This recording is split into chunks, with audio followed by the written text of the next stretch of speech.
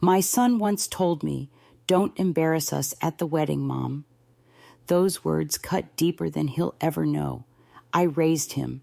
I gave up sleep, meals, and dreams so he could chase his. And yet, at the moment that should have been filled with joy, I was reduced to a warning, a shadow at his celebration. I nodded, I smiled, I stayed quiet. But inside, I carried years of silence, years of being overlooked, years of swallowing my pain for the sake of keeping peace. They thought I would sit politely in the corner, eat my meal, and disappear unnoticed. But they forgot something. Mothers may bend, but we do not break. We carry memories no one can erase, sacrifices no one can deny, and dignity no one can strip away. So I waited. Through the vows, through the whispers, through the dinner, I waited until the moment when no one expected me to speak, and when dessert was placed before us, I finally rose. This is not just a wedding story. This is the story of a mother who found her voice when they wanted her silent. My truth, told chapter by chapter. And in the end, respect was finally served. I remember the day the invitation arrived, as if it were yesterday. It was a bright morning, sunlight spilling through the curtains, dust motes dancing in the air like tiny secrets waiting to be uncovered. I had just finished my tea, a quiet ritual I've carried with me all these years, when I heard the soft thud of mail sliding through the slot. I wasn't expecting much. Bills, advertisements, the usual reminders that life marches on with or without you. But there it was, an envelope, ivory paper, a little thicker than most, with my name written in that elegant script. My heart caught for a moment. For a second, just a second, I let myself feel that rush of warmth, that flutter of excitement. It's the wedding invitation, my son's wedding, the moment every mother dreams of, the day she imagines from the time she holds him as a baby, his first steps, his first day of school, his first heartbreak, all of it leading here. A wedding is not just his beginning, it's a mother's culmination, the proof that she has carried him this far. I held the envelope in my hands longer than I needed to, almost afraid to open it, almost afraid of what it would reveal, not the details, not the date or the venue, but the unspoken message between the lines. Would it feel like a welcome, or would it feel like a formality?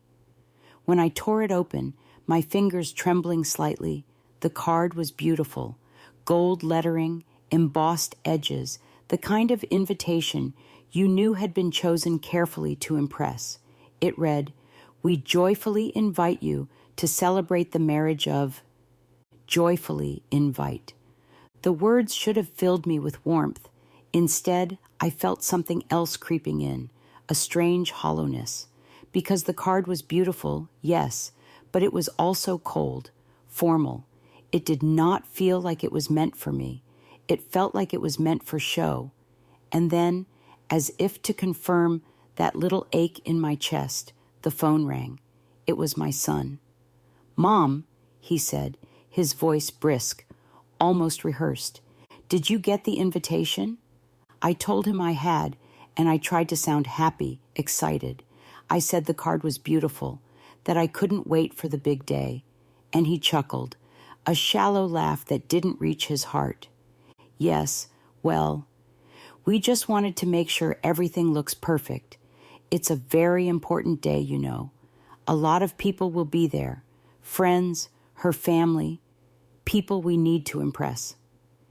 People we need to impress, not family we want to celebrate with, not those we love.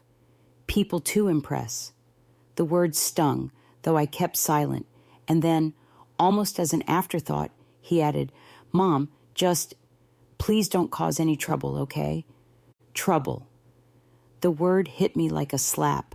Trouble? Me? The woman who worked double shifts, who skipped meals so he could eat, who carried him through sickness and heartbreak, who built his world brick by brick with her own weary hands. I was trouble. I wanted to ask him what he meant. I wanted to demand how a mother could ever embarrass her own son simply by being present, but my voice caught in my throat. Instead, I forced a small laugh. Of course, dear, I'll be on my best behavior. But even as I said it, my heart broke a little. Later that week, I spoke with his bride-to-be on the phone. She was polite, too polite. Polite in that way people are when they're holding you at arm's length. She thanked me for being supportive and told me how important it was for everything to go smoothly. And then she said it, casually, as though it were nothing. We know you'll be there, but if you could just keep things simple, Don't overdo it. Just relax and enjoy. Keep things simple. Don't overdo it. Relax and enjoy. It was all wrapped in sweetness, but the meaning was clear. Stay in your place. Don't make us uncomfortable.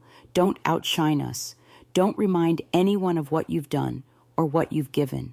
And suddenly, the invitation in my hand no longer looked beautiful.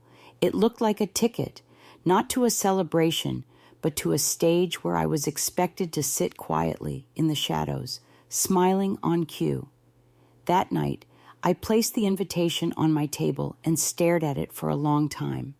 I thought of the years behind me, the late nights I worked just to keep food on the table, the times I showed up at his school, cheering louder than anyone else, the sacrifices no one saw, the countless ways I gave and gave, always believing that one day, when the time came, my son would look at me with pride.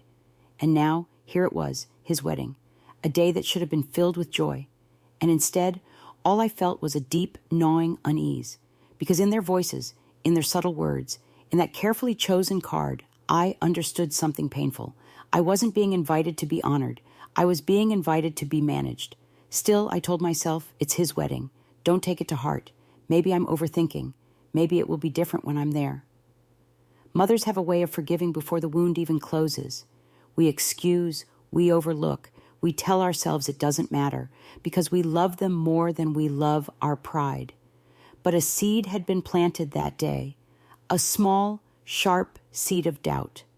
And though I didn't know it yet, that seed would grow into something undeniable, something that would bloom not with petals, but with truth. I folded the invitation back into its envelope, placed it on my dresser, and whispered to myself, "Don't embarrass us at the wedding, Mom." The words echoed in my ears, over and over. And I promised myself I wouldn't embarrass them, not in the way they feared, but one day, one moment, when the time was right, I would remind them who I was. I thought the invitation itself was the hardest part, the careful formality, the subtle distance between us, the way their words carried hidden meaning. But I was wrong. The real wound came later, with the warning. It was about a week after the invitation had arrived. I had been sitting in my small kitchen, flipping through recipes in an old, tattered notebook. It was silly, really. I was thinking of baking something for the rehearsal dinner, or maybe bringing one of his favorite dishes for the wedding party. I had raised him on those meals. I thought in some small way it might remind him of home, of where he came from. But before I could decide, the phone rang. His voice was brisk, hurried. He said he was stopping by just for a minute to go over a few things. I didn't think much of it. I tidied up, smoothed my apron, and waited at the door like I always did. When he arrived, he didn't even sit down properly. He stood in the doorway of the kitchen, hands in his pockets, shoulders tight, and then, with that same careful tone he had used before, he said, "Mom, I need to talk to you about the wedding." I nodded, smiling, pretending not to notice the tension in his voice. "Of course, dear, what is it?" And then he said it, words that would etch themselves into my memory like scars carved into stone. "Please, Mom, don't embarrass us." That was it. Just 6 words. Please, Mom, don't embarrass us. The silence that followed was heavier than anything I had ever known. He said it so casually, as though it were nothing, as though it were a reasonable request. But to me, it felt like the ground had shifted beneath my feet. I stood there, staring at him, my hands still resting on the back of the chair. Embarrass them? After everything I had done? After everything I had given up? I wanted to ask him what he meant. I wanted to shake him and remind him who I was. I was his mother, the woman who stayed awake through the nights when he was sick, pressing cool cloths to his forehead, whispering prayers over his small body, the woman who worked 2 jobs, greasy, back-breaking shifts, just so he could have decent shoes on his feet and books for school, the woman who never once let him feel that we were struggling, even when my bones ached and my stomach was empty, but I didn't. I swallowed the lump in my throat. I smiled, though my chest burned. "Of course," I said softly, "I won't." He exhaled, relieved, as though I had just signed some kind of contract. He gave a short nod, kissed my cheek quickly, and left. The door closed behind him, and the silence filled the room again. Only this time, it wasn't the silence of peace. It was the silence of being unseen, unappreciated, unwanted. I sat down at the kitchen table and stared at my hands. Old hands, lined and worn, but strong hands.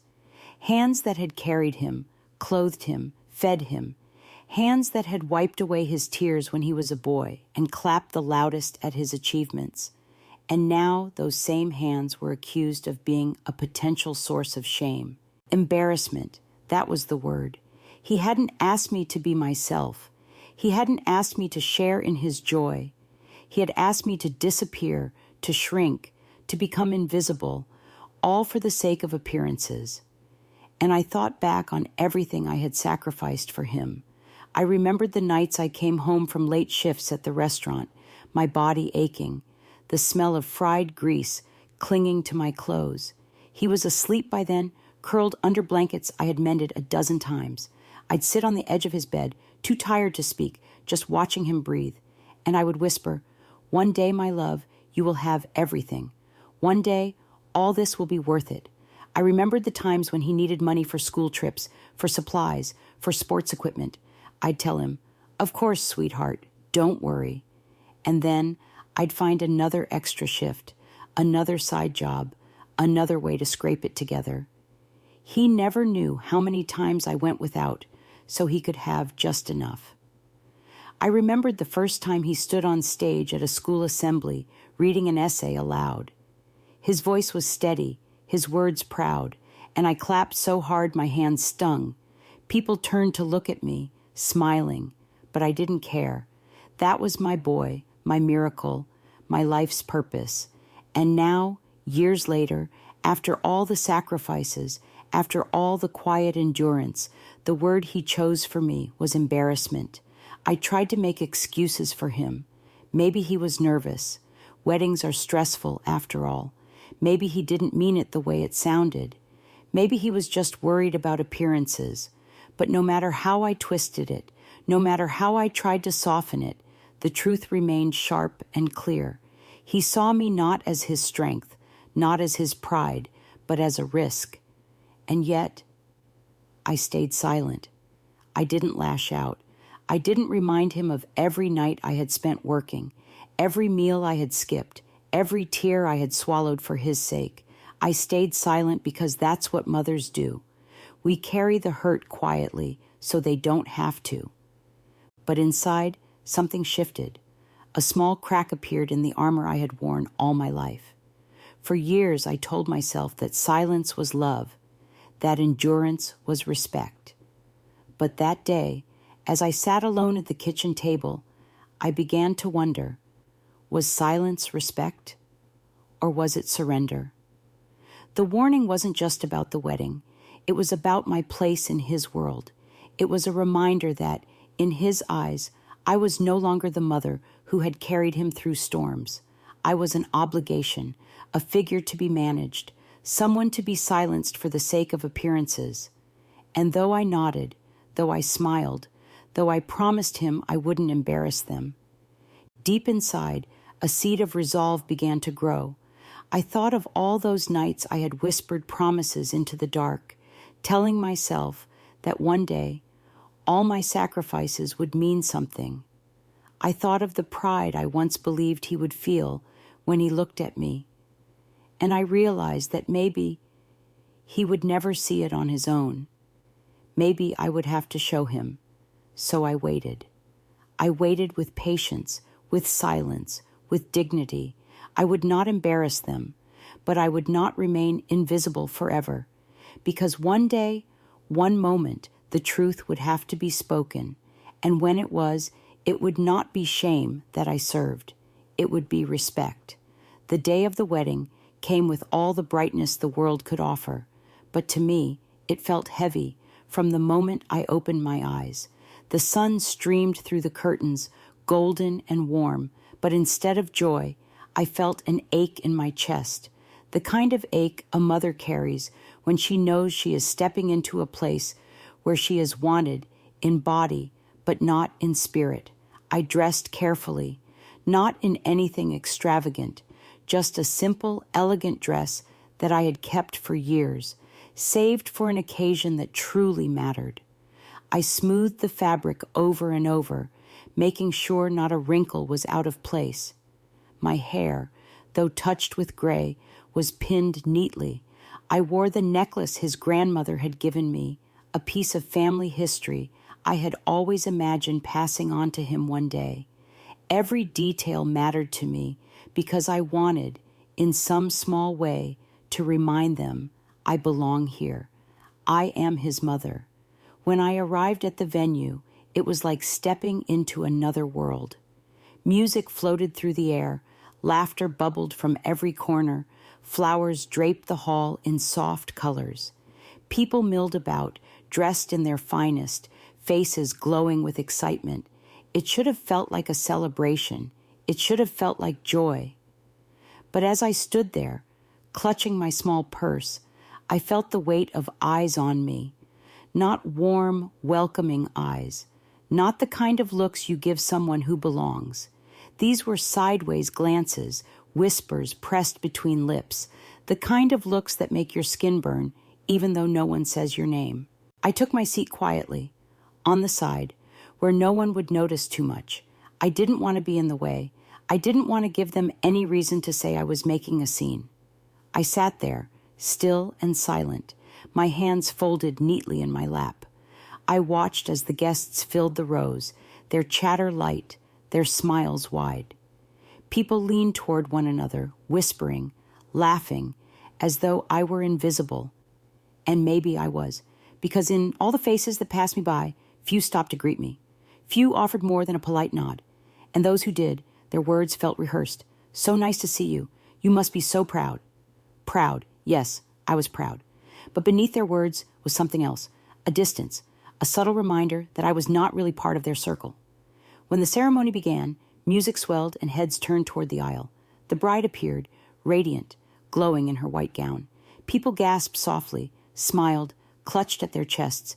Cameras flashed, and I sat there, watching, feeling both joy and sorrow fighting for space in my heart. Because while they all looked at her with admiration, no one looked at me. No one thought to glance at the mother who had raised the groom, who had carried him through years of hardship, who had brought him to this very moment. I was a shadow among the guests, silent, unseen, a spectator in a life I had helped to build. And then the whispers began. They weren't loud. They never are. Whispers are designed to sting in silence, to slip under your skin where no one else can hear. I heard them from behind me, from the row across. "Is that his mother?" One voice whispered. "She doesn't really look like she belongs, does she?" Another answered. "Well, I heard she's difficult. That's why they were worried." Difficult. That word again. That cruel little label.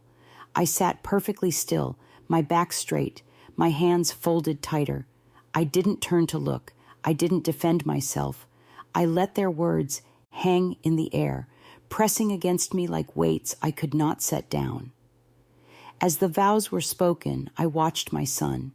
He stood tall, handsome, his voice steady as he promised love and loyalty to the woman beside him. My eyes filled with tears, not from the whispers, not from the looks, but from the memory of him as a little boy, running through the yard, barefoot, laughing with abandon, reaching for me with those small hands that once clung to mine as though I were his whole world. And now, here he was, a man, a groom, my boy, and he couldn't even meet my eyes. I tried to catch his gaze just once to let him see the pride that still lived in me, the love that had never wavered. But he avoided it. Every time his eyes swept the crowd, they slid past me as though I were not there. The bride's family beamed with pride. Their whispers were full of admiration, their smiles wide, their laughter rich. They belonged. They were seen. They were celebrated. And me, I was a shadow in the corner, a figure to be endured. As the ceremony ended, applause filled the air. People rose to their feet, clapping, cheering, celebrating. I clapped too, quietly, my hands trembling. But even as I joined in, my heart felt hollow, because in all that joy, in all that celebration, I felt a loneliness so sharp, it pierced me deeper than any words ever could. I had given my life to this boy.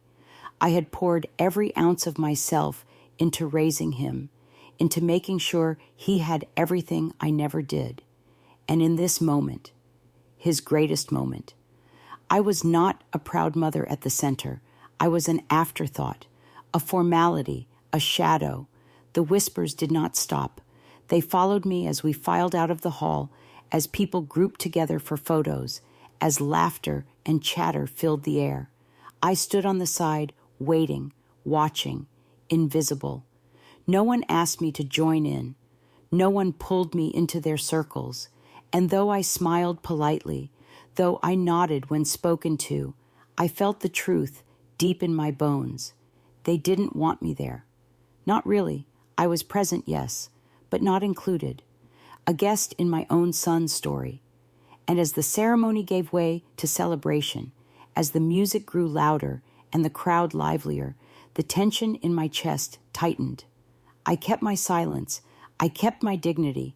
But inside, a storm was building, because every whisper, every glance, every moment of being unseen was not just about the wedding. It was about every sacrifice I had made, every piece of myself I had given. To be invisible now was not just hurtful, it was unbearable. I told myself to breathe, to endure, to wait. The day was not over yet. There was still dinner, there was still dessert. And though I sat quietly, unnoticed, while others celebrated, inside me, something was shifting.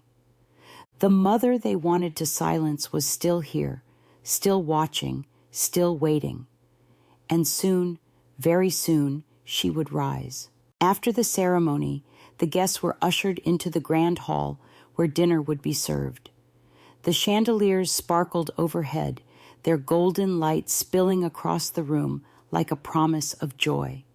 Music played softly, laughter rose and fell like waves, and the smell of roasted meats and buttered bread filled the air. It was the kind of feast people dream of, a table laden with abundance, glasses filled to the brim, waiters gliding between the guests like dancers. For everyone else, it was a celebration. For me, it was a test. I followed the others into the hall, my steps slow, my heart heavy. I looked for my place, the seat that should have been mine, the seat of a mother, the seat that said, "You belong here," at the heart of it all. But when I found it, I understood the truth immediately. My chair was not at the center. It was not near my son. It was not near the bride. No, my seat had been placed far off to the side, tucked neatly at the end of a long table, almost as though someone had whispered, "Put her where she won't be noticed." The bride's family sat together, clustered close, their laughter spilling into one another's arms. Friends of the couple filled the front rows, leaning toward the new husband and wife with warmth and admiration. And my son sat at the head of the table, his bride by his side, their faces glowing with happiness. Between us stretched a distance that was more than just physical. I sat down quietly, pulling my chair closer to the table so as not to draw attention. My hands smoothed my dress again and again, a nervous gesture I couldn't stop. I glanced toward him, toward the son I had raised, the boy who once ran to me when he was scared, who once clung to my hand as though it were his anchor. But his eyes didn't find me, not once. The bride leaned close to him, whispering something that made him laugh. He threw his head back, carefree, his face lit with joy. And I sat in silence, my fork untouched, my glass full, waiting for a glance, a smile, a nod, anything. But none came. It was as though I did not exist, and the more I sat there, the more I noticed how carefully it had all been arranged. The bride's family in the center, where every camera would find them, friends nearby, ready to cheer and toast, and me set aside. Not so far that they could be accused of cruelty, but far enough that I would not matter. I watched as guests toasted them, raising glasses with cheers of, "To the bride and groom." I lifted my glass too, quietly, without being asked. My voice did not rise above the others. My words did not carry across the room. I sipped, swallowed, and smiled as though it didn't sting, but it did. Every laugh that excluded me, every whispered word I wasn't part of, every clink of glasses that rang like a reminder, you are not truly wanted here. I thought back to all the meals I had made for him through the years. Simple meals, humble meals, meals stretched from little because that was all we had. I remembered the nights I worked late at the diner, my feet blistered, my back aching, just to bring home a bag of groceries. I remembered placing plates of food in front of him, watching his young face light up even when it wasn't much. And now, here he sat at a table overflowing with abundance, while I, the mother who had once made miracles from scraps, sat pushed to the side, forgotten. I tried again to catch his eye. Just one look, one silent connection between us. But every time his gaze swept the table, it skipped over me, deliberately, as though he were afraid that even acknowledging me would be some kind of embarrassment. And the bride, she was no different. Her eyes passed over me like I was another chair, another plate, another object in the room. Not once did she smile at me. Not once did she lean toward me. Not once did she try to include me in the conversation. It was intentional. I could feel it in my bones. The music swelled. Guests clapped to its rhythm. Waiters brought more food, and all around me the celebration grew louder. And yet, in the middle of that noise, I felt the loneliest I had ever felt in my life, because there is no loneliness like the loneliness of being unseen by the one you love most. I shifted in my seat, trying to look busy, trying to look content. I cut small pieces of food, though I had no appetite. I sipped water, though my throat felt like stone. I smiled faintly when others glanced my way, though no one lingered long enough to notice if the smile reached my eyes. Inside, my heart screamed. But outwardly, I was calm. Outwardly, I was composed, because I remembered his words, "Please, Mom, don't embarrass us." And so, I didn't. I held my tongue. I swallowed my pride. I sat there quietly, just as they wanted. But with every passing minute, the silence inside me grew heavier. It pressed down on my chest until I could hardly breathe.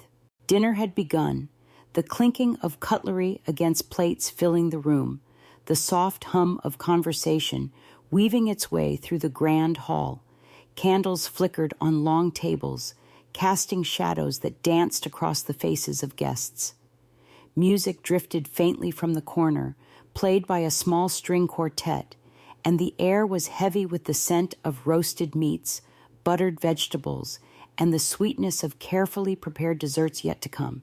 I sat at my seat on the edge of it all, poised, composed, smiling faintly whenever someone glanced my way. I smiled because I had been trained to. Mothers are taught to smile, to smooth things over, to absorb the pain that falls unfairly on their shoulders. But that night, the smile was fragile, held together by careful control. As I tried to sip my water, a voice reached my ears, low, almost conspiratorial from across the table. At first, I thought I imagined it, but then I heard it again, clear this time. She's just here for the food. Just the food. The words struck me like a sudden gust of icy wind. I froze. My fork hovered in midair. The delicate porcelain plate in front of me suddenly felt heavy. The colors of the food dimmed in my vision. I took a shallow breath, careful not to make my reaction visible. "She didn't even raise him properly, did she?" another voice added. And then, almost under a breath, "Well, at least she's quiet tonight. That's something."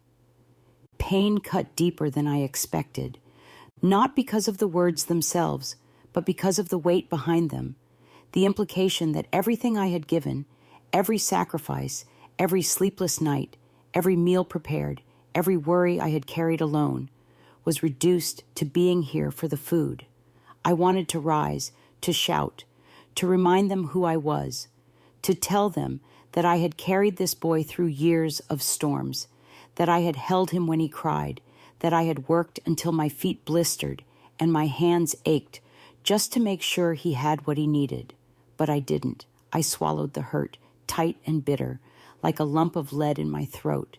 I reminded myself of my promise, the promise I had made, silently when my son told me, "Please, Mom, don't embarrass us." And so I held my silence.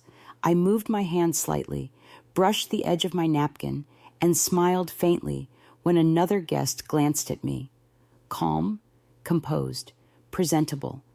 Invisible, yes, but not defeated. Inside, however, a storm was building.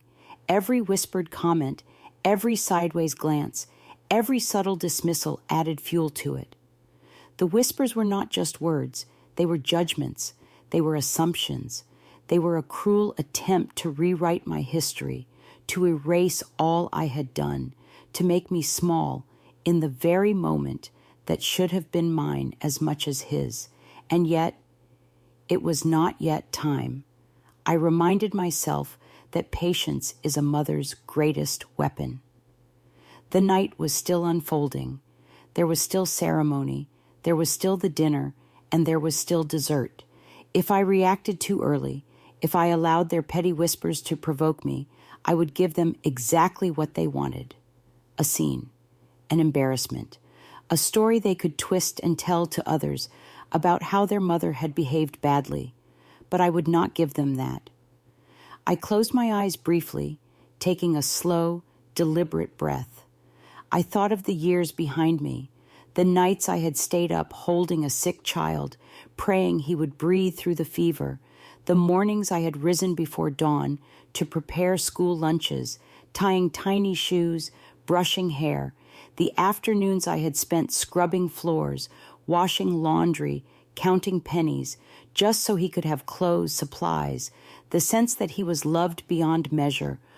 All of it flashed in my mind, in vivid, burning detail. And with each memory, each reminder of what I had given and endured, my resolve grew stronger. The whispers around me continued, but I no longer felt their sting in the same way. I was no longer their audience. I was no longer a passive participant in the story they wanted to tell. Inside, I was preparing. Every slight, every careless word, every dismissive glance. I cataloged them quietly, storing them like a collection of precious truths that I would reveal when the moment was right. Not out of malice, not out of revenge, but out of justice, out of dignity, out of respect for a life spent loving a son who seemed not to see me now. And as I sat there, poised, quiet, listening to the whispers that they thought would hurt me, I realized something important. Their words could not break me. They could not erase the years, the sacrifices, the nights of worry, the countless moments I had given myself entirely to raising him. Those things were mine forever, beyond their judgment, beyond their dismissal. And so I held my silence, but it was a deliberate silence now, heavy with promise. I would wait, I would watch, I would endure, because there would come a moment, a single, perfect moment, and when it arrived, they would understand. They would see, finally, the truth of who I was, the truth of what I had done, and they would respect it. I smoothed my dress again, adjusted my posture, and took a sip of water, calm, composed, watching, waiting. The whispers continued around me, but now they sounded distant. The cruel laughter and idle gossip could not reach me where I stood inside my own resolve. Dessert had not yet arrived, but I knew in my bones that it was coming, and when it did, I would speak. And when I spoke, they would no longer whisper, because my moment, the moment I had been silently preparing for all these years, would finally arrive. The dinner was in full swing now. Laughter and conversation swirled through the room, the clinking of glasses punctuating every toast, every word of praise for the newlyweds. I sat at my small, deliberately placed seat at the edge of the table, poised, composed, yet quietly observing everything around me. My hands rested on my lap or brushed my napkin. I kept my posture straight, my smile faint but polite. Outwardly, I was a picture of calm. Inside, though, a tension had begun to build. The whispers of earlier, "She's just here for the food," had not faded. They lingered in my ears, pressing against my chest, settling like stones in my stomach. Every glance, every dismissive smile, every sideways comment from a guest I barely knew, or worse, from people who claimed to care, added fuel to a fire I had kept under wraps for years. And then it happened. A small incident, so trivial in their eyes, but monumental for me.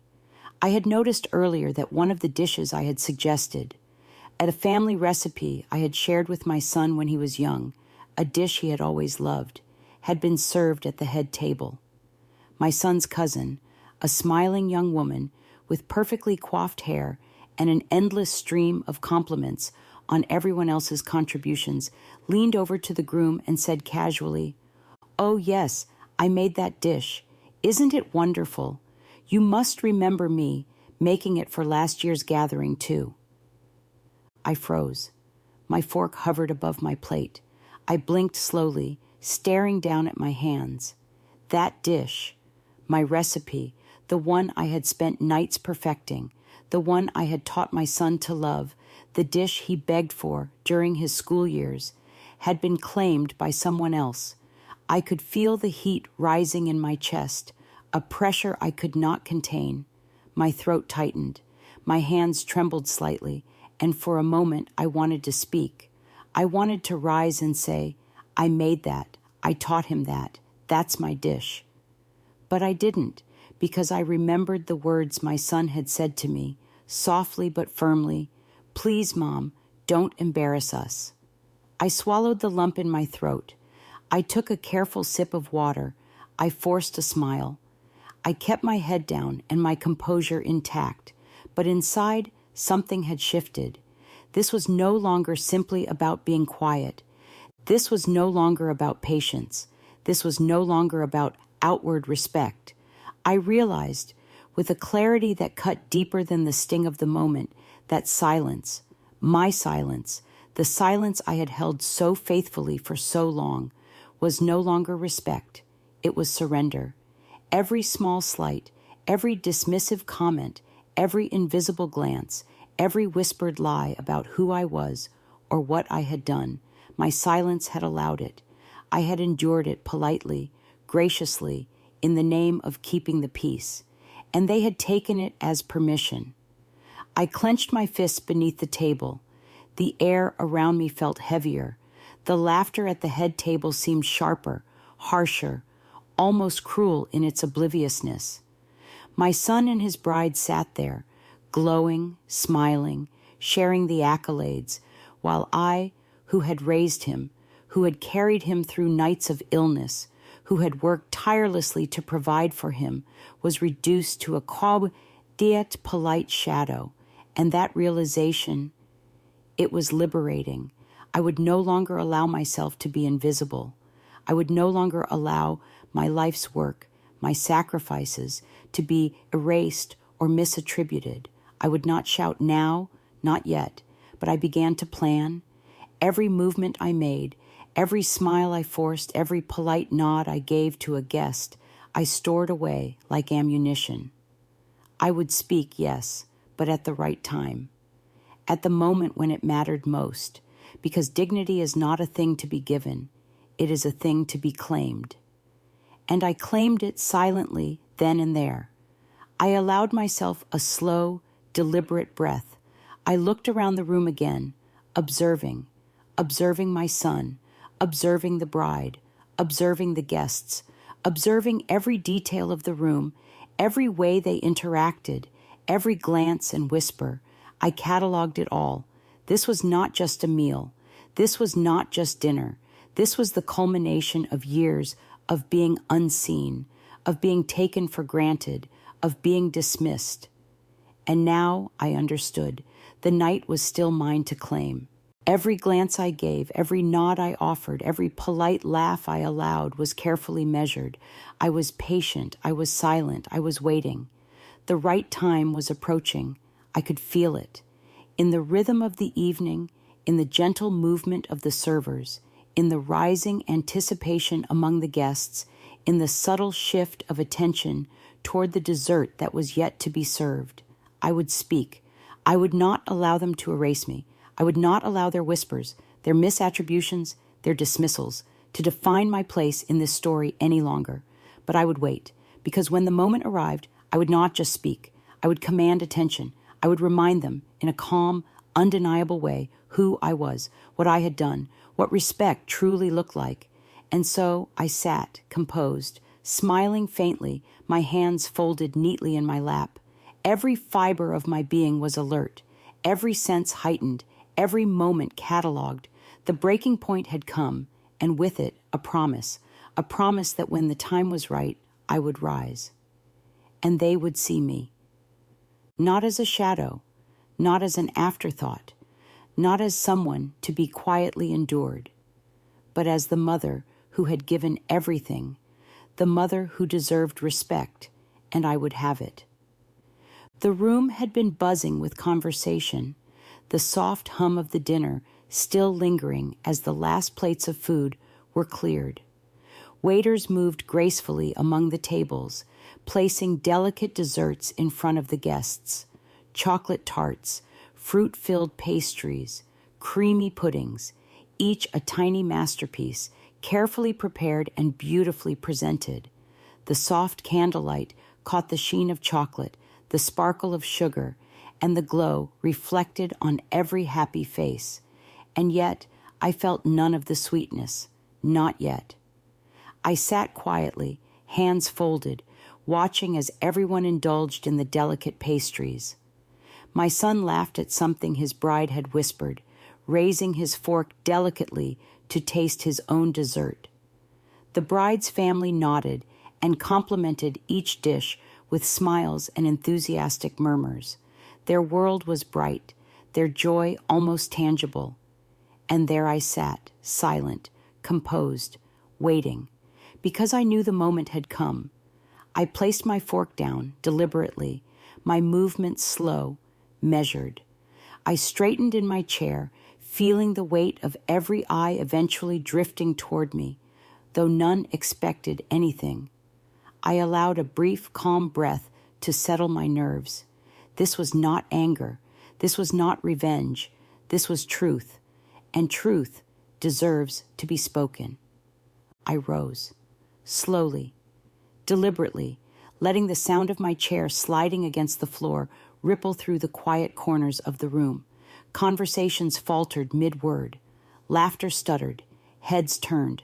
I saw the initial shock, confusion in my son's eyes, tension in the bride's smile, polite curiosity in the rest of the guests. And then I spoke.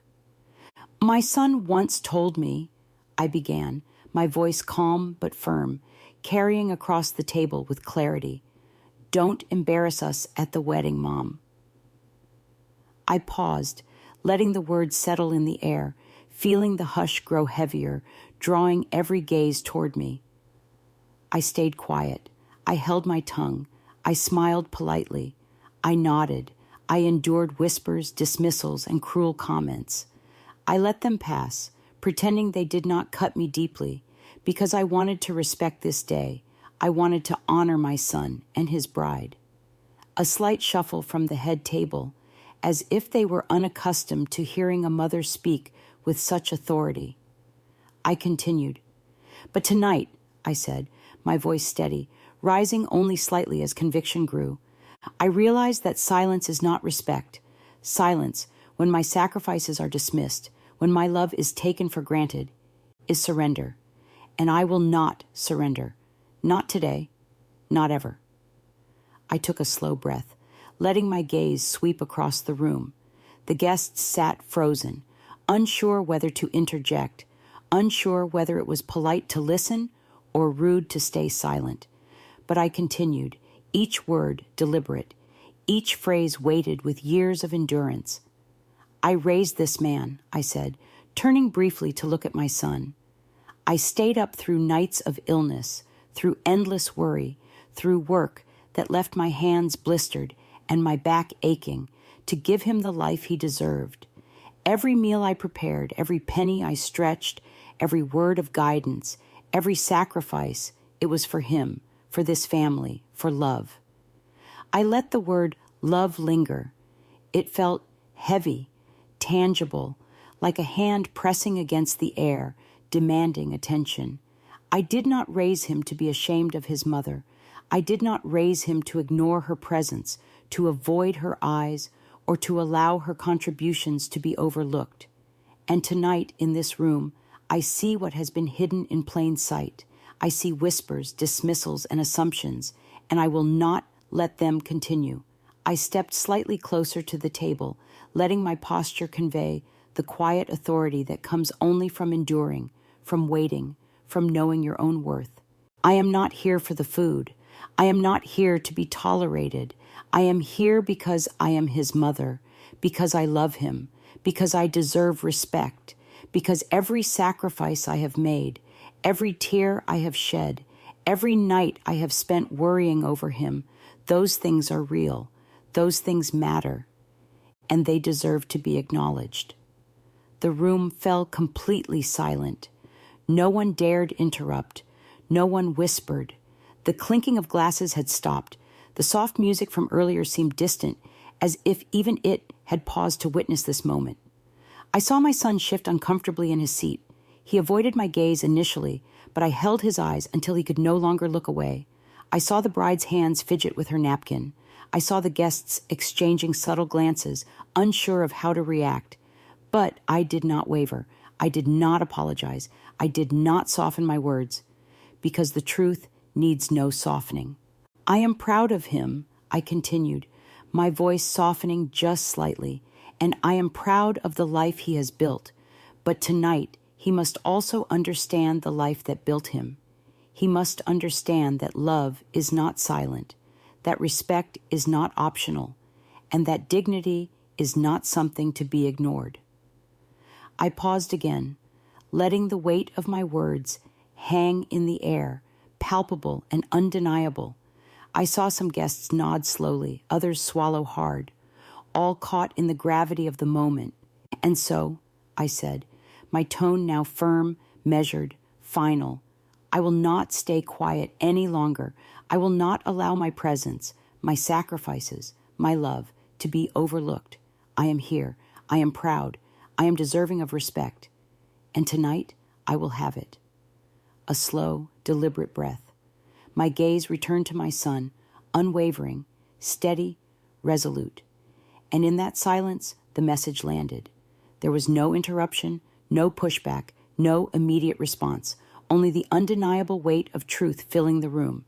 And for the first time that evening, I felt a shift a subtle yet profound shift. The whispers ceased, the glances softened, the laughter returned, quieter, respectful, tinged with newfound understanding. The room had changed, and I had changed it. Because I had spoken, because I had claimed my dignity, because I had demanded the respect I had earned through decades of sacrifice, love, and unwavering commitment. I stepped back slightly, letting the moment breathe, letting the truth settle in, and as I sat again, poised, calm, and finally recognized, I felt the weight lift from my chest. I had endured, I had waited, and I had spoken. And in that room, at that table, with dessert in front of us, I was seen, I was acknowledged, I was respected. For the first time that evening, I felt the quiet, triumphant joy of being truly valued. The room was quiet after I finished speaking. Silence stretched across the table, heavy and electric. My son's fork hovered midair, his eyes fixed firmly on the table. He avoided my gaze completely. His bride's face turned slightly downward, her hands folded in her lap. Even the guests, unsure of how to respond, had fallen into a respectful hush. The chatter of the evening had vanished, replaced by the undeniable weight of truth. I took a slow breath, letting the moment settle in. The room had shifted. I had shifted it. My voice had carried the history of my sacrifices, the depth of my love, and the demand for respect I had quietly held onto for so many years. I rose from my seat with steady hands, smoothing my dress, feeling the quiet dignity in every step. There was no rush, no urgency, just calm, deliberate movement. The movement of a woman who had finally spoken her truth.